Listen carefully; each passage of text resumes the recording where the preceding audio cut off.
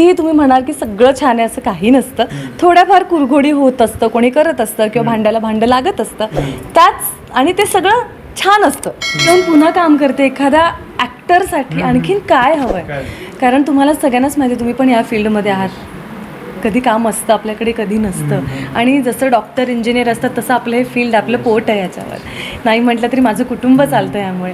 तर पण आमच्या दोघांमध्ये तसं नाही आहे. आम्ही दोघं एकमेकांना इतकं समजून घेतो किंवा आमचं बॉन्डिंग इतकं चांगलं आहे की खुलेपणाने सांगू शकतो की नाही असं नको करू, तू असं कर.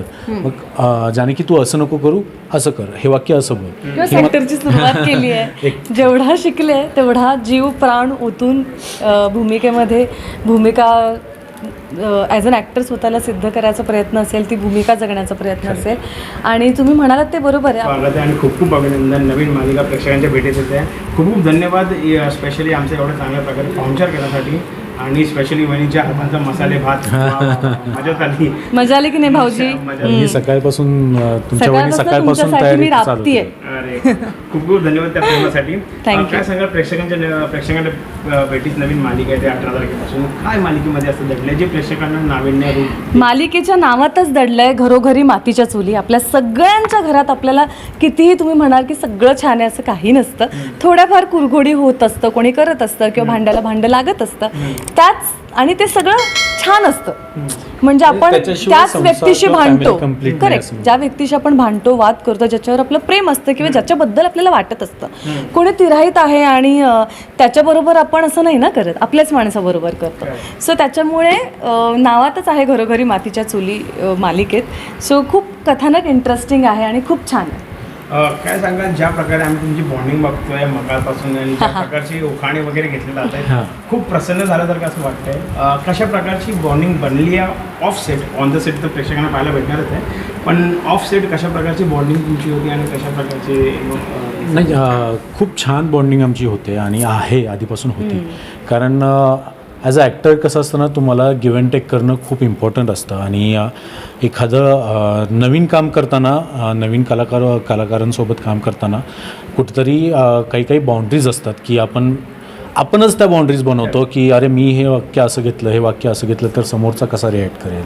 पण आमच्या दोघांमध्ये तसं नाही आहे. आम्ही दोघं एकमेकांना इतकं समजून घेतो किंवा आमचं बॉन्डिंग इतकं चांगलं आहे की खुलेपणाने सांगू शकतो की नाही असं नको करू, तू असं कर. मग जाणे की तू असं नको करू, असं कर, हे वाक्य असं बोल. ही मला सांगते ऋषिकेश, अरे तू हे वाक्य असं घे ना, खूप छान वाटेल. मग आम्ही ते एकमेकांचा रिस्पेक्ट तिथे करतो की नाही हे आपल्यासाठी आहे. हे एकंदरीत जे एकमेकांना सांगणं आहे, एकमेकांना बरोबर करणं आहे, एकमेकांच्या चुका दाखवणं आहे, ते एकंदरीत ओव्हरऑल प्रोडक्टसाठी आहे. जे आपलं प्रोडक्ट आहे घरोघरी मातीच्या चुली या मालिकेसाठी आहे. तर कुठेही असं तिथे इगो येत नाही आहे, कुठेही असं मी पण येत नाही की अरे ही मला काय सांगते आहे किंवा तिला नाही वाटत आहे की अरे हा मला का सांगतो आहे, मीही काम केलं आहे, असं कुठेच नाही एकमेकांबद्दल. तर त्याबद्दल मी खरंच खूप ब्लेस्ड आहे की मला अशी ॲक्ट्रेस मिळाली आहे की खूप समजून घेते, खूप समजावून सांगते. आणि त्यामुळं काम करायलाही तितकंच छान वाटतं. आणि कारण आमचे सुरुवातीचे सीन्स पण तसे आहेत की ज्यात आमचं बॉन्डिंग दिसलं पाहिजे, ज्यात आमचं एकमेकांबद्दलचं ते असलेलं प्रेम लोकांना. कारण आता 10 वर्षांचा मुरलेला संसार आहे, त्यामुळे आम्हाला कुठेतरी नवीन सुरुवात आहे, ती लाजतेच आहे, तो ऑकवर्ड होतं, तसं काही नाही. ते कम्फर्टेबल आहे एकमेकांबरोबर. आणि एका नात्याची पुढची पायरी म्हणजे मैत्री होते, एकमेकांची इतकी सवय होते, एकमेकांची नकळत आपल्याला गोष्ट माहिती असते. ते सर्रासपणे आमचं ऑफस्क्रीन ऑनस्क्रीन होतं. आणि एखादं पटलं नाही की मला असं वाटतं नाही नको करायला पाहिजे, पण तो म्हणतो की नाही मला असं वाटतं करायला पाहिजे. मग होतं की हा नाही बरोबर, मी सांगते ते ह्याला वाटते नाही हे बरोबर आहे. इतकं छान इझी गोईंग बॉन्डिंग आहे. यात कुठेही एकमेकांचा इगो किंवा असं अजिबात येत नाही. कुठेतरी आमचं आधी एकमेकांना ओळखतो, आम्ही ओळखतो. नाही, पण मुळात आमच्या दोघांची पर्सनॅलिटी तुम्ही माणूस म्हणून बघाल तर आमच्या दोघांमध्ये असं इगो नाही. तर त्याच्यामुळे मला नाही वाटत आपण इतर लोकांबरोबर पण आमचं कधीच असं नाही झालं की हा का सांगतो, हे का सांगते. उलट आम्ही म्हणतो की सांगा, किंवा प्रेक्षकांना पण आम्हाला हेच सांगावं असं वाटेल की तुम्ही मालिका बघा आणि आम्हाला सांगा की काय असलं पाहिजे, काय हक्काने सांगा. असं म्हटलं जातं की माणसाची माणुसकी त्याच्या वागण्यानुसार समजण्यात येते आणि ज्या प्रकारे तुम्ही आमचा पाहुणचार केला त्याच्यानुसार आम्हाला हे समजण्यात येते की ती किती चांगली माणसं आम्हाला प्रत्यक्षात लाभली आहेत ह्या मालिकेमध्ये. काय सांगाल ज्या प्रकारे दादा स्पेशली तुला जानकीच्या स्वरूपात सीता भेटलेली आहे तर तू हिचा राम बनण्यासाठी कशा प्रकारे प्रयत्न करतोस आणि कशा प्रकारे ती बॉन्डिंग प्रेक्षकांना कसं आहे ना, आता याचं उत्तर तुम्हीच दिलं की मला जानकीच्या रूपात सीता भेटली आहे म्हणजे मी ऑलरेडी राम आहे. झालेलो आहेच. तर पण तो आहे की राम नेहमी सीतेच्या पाठीशी ठामपणे उभा आहे. तिनं जर घरासाठी काही निर्णय घेतला तर राम तिच्या निर्णयावर तिला पाठिंबा देण्यासाठी सतत तिच्या सोबत उभा आहे. आणि हेच आहे की जानकी ज्या पद्धतीनं एकत्र कुटुंब सांभाळते, कारण ती शिकलेली आजची स्त्री आहे आणि ज्या पद्धतीनं ती एकत्र कुटुंब सांभाळते तर ऋषिकेश तिच्या त्या निर्णयाचा खूप रिस्पेक्ट करतो. तिच्या प्रत्येक निर्णयाचा जी घरासाठी घेते त्याचा खूप रिस्पेक्ट घेतो. आणि मला असं वाटतं की हे जे गुण आहेत, हे जे कलागुण आहेत ते त्यातूनच कळतं की ऋषिकेश हे जवळपास रामाच्या बरोबरीला असल्यासारखं आहे. पुढचा प्रश्न दोघांसाठी असेल. मला हे जाणून घ्यायला नक्की आवडेल की कास्टिंग कशा प्रकारे झाली, तो कास्टिंगचा प्रवास कसा होता मॅडम तुमच्यापासून सुरुवात. मी जेव्हा रंग माझा वेगळा मालिका पूर्ण केली आणि तेव्हा असं झालं होतं की इतकी वर्ष एक भूमिका जगले आणि आत्ता अचानक ते सगळं बंद होणार आहे, तर मला थोडंसं वाईट वाटलं होतं. आणि तेव्हा सर म्हणाले होते की आपण पुन्हा काम करू, पण ते पुन्हा काम करू नुसतं म्हणायला नव्हतं, मी पुन्हा काम करते आहे. तर ते सुट्ट्या वगैरे फिरून आले, मस्त फॅमिलीला वेळ दिला आणि आता येऊन पुन्हा काम करते. एखाद्या ॲक्टरसाठी आणखीन काय हवं आहे, कारण तुम्हाला सगळ्यांनाच माहिती आहे, तुम्ही पण या फील्डमध्ये आहात, कधी काम असतं आपल्याकडे कधी नसतं. आणि जसं डॉक्टर इंजिनियर असतात तसं आपलं हे फील्ड, आपलं पोट आहे याच्यावर, नाही म्हटलं तरी माझं कुटुंब चालतं यामुळे. तर अचानक लगेच दुसरी सिरियल येणं आणि एवढी मोठी सिरियल येणं, एवढ्या मोठ्या कलाकारांबरोबर काम करणं, प्रत्येक कलाकाराने त्याने केलेल्या शोमध्ये जसं सुमित आहे, आशुतोष आहे, सविताताई आहेत, सगळ्यांनीच, उदयनेने आहेत, सगळ्याच कलाकारांनी आपापल्या रोलमध्ये इतक्या छान प्रकारे काम केलं आहे, इतक्या मोठ्या सिरियल्स केल्या, त्यामुळे सगळ्यांबरोबर काम करायला मिळतं आहे आणि इतका मोठा शो करायला मिळतो आहे आणि ते इतके कमी वेळानंतर लगेच शो मिळाला, तर मला खूप छान वाटतं असं. नाही, मी ज्यावेळेस बाळूमामा करत होतो आणि अगदी मला असं स्वतःला वाटत होतं की नाही, आता आपण नवीन काहीतरी केलं पाहिजे, कारण ॲज अ कलाकार म्हणून माझी ती जबाबदारी पण आहे आणि माणूस म्हणून मलाही वाटतं की मी स्वतःला एक संधी दिली पाहिजे नवीन काम करण्यासाठी वगैरे. म्हणून मी नोटीस पिरियडवर होतो आणि मला बरीचशी कामं येत होती, माझी सिरियल सुरू असतानाही आणि त्या काळामध्ये सुद्धा बरेचसे कामासाठी विचारणंसुद्धा झाली.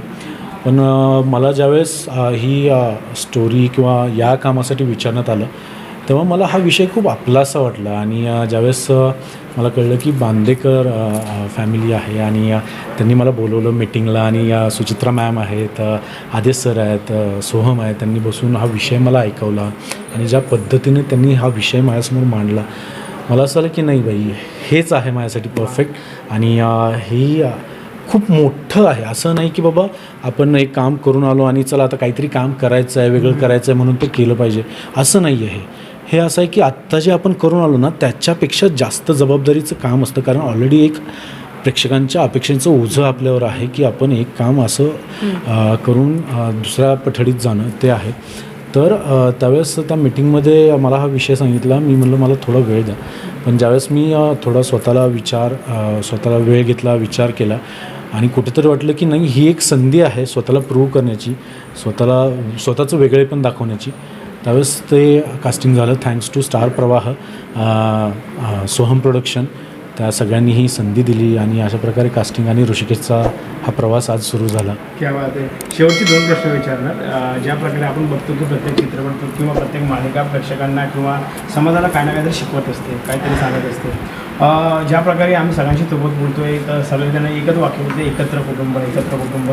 ज्या प्रकारे आम्ही बघितली की एवढं मोठं रणदिव्य कुटुंब आहे, तर काय समाजाला मेसेज देणार आहे आणि काय आदर्श त्यांच्यासमोर ठेवणार आहे समाजाला? किंवा या मालिकेतून हाच एक उद्देश आहे हा म्हणजे सांगण्याचा की एकत्र कुटुंब पद्धत का महत्त्वाची आहे आणि ती का असावी हे या मालिकेतून आम्ही दाखवतो प्रेक्षकांना आणि ते किती महत्त्वाची आहे हे प्रेक्षकांना पटवून देण्याचा हा आमचा एक प्रामाणिक प्रयत्न असणार आहे. आणि लास्ट शेवटचा प्रश्न विचारणार की प्रत्येक ॲक्टर आपल्या आपल्या कॅरेक्टरमधून काय ना काहीतरी शिकत असतो, काय ना काहीतरी सांगत असतो. तर ॲज अन ॲक्टर म्हणून किंवा ॲज अ पर्सनॅलिटी म्हणून तुला तुझ्या कॅरेक्टरमधून काय शिकायला भेटतं आणि मॅडम तुम्हाला तुमच्या कॅरेक्टरमधून काय शिकायला आत्ता तर कॅरेक्टरची सुरुवात केली आहे. जेवढा शिकले तेवढा जीव प्राण ओतून भूमिकेमध्ये भूमिका ॲज अन ॲक्टर स्वतःला सिद्ध करायचा प्रयत्न असेल, ती भूमिका जगण्याचा प्रयत्न असेल. आणि तुम्ही म्हणालात ते बरोबर आहे, आपण प्रत्येक कॅरेक्टर बरोबर जसं काम करत जातो, ते कॅरेक्टर जगत जातो, तसं आपण शिकत जातो. सो बाकीच्या कॅरेक्टरमधनं पण शिकलो आहे, पॉझिटिव्हिटी आहे आणि जे आत्तापर्यंत शिकलो आहे तो जीवप्राण ह्या कॅरेक्टरमध्ये ओतून त्याला जगवायचं आहे. वेगवेगळं कॅरेक्टर करताना आपण वेगवेगळ्या पद्धतीनं घडत जातो, माणूस म्हणून घडत जातो. कारण आपल्या आजूबाजूला एखादं कॅरेक्टर करताना आपल्या आजूबाजूला जे प्रसंग घडत असतात किंवा जी लोकं असतात त्यांच्याकडून आपण बरंच काही शिकतो. त्यामुळे मला असं वाटतं आमच्या दोघांची ही जानकी म्हणून तिची ऋषिकेश म्हणून माझी काम करण्याची ही सुरुवात आहे. आम्ही हे कॅरेक्टर अजून थोडं म्हणजे जवळपास गेलो आहे, तिथं अजून जायचं आहे. 100% आम्ही गेलो नाही असंही म्हणतो, पण लवकरात लवकर जाऊ आणि ते कॅरेक्टर जगू. आणि मग तुम्हाला लवकरच कळेल सुद्धा, ज्यावेळेस सिरियल येईल तोपर्यंत अगदीच ते कॅरेक्टर तुम्हाला, दोन्ही कॅरेक्टर किंवा या मालिकेत काम करणारे सगळे कॅरेक्टर आहेत ते तुम्हाला अगदी आपलेसे वाटतील, आपल्या घरातले वाटतील. तर ते आहे की नक्कीच माणूस म्हणून घडायला खूप मदत होते. परत एकदा निरोप घेताना खूप खूप धन्यवाद आमच्याशी गप्पा मारण्यासाठी आणि एवढ्या चांगल्या प्रकारे वहिनी स्पेशली तुझा चांगल्या प्रकारे पाहुणचार आणि माझ्या सगळ्या भाऊजींना मी व्यवस्थित खायला घातलंय. मसाला भात दिला त्याच्याबद्दल खूप खूप धन्यवाद. Thank you so much.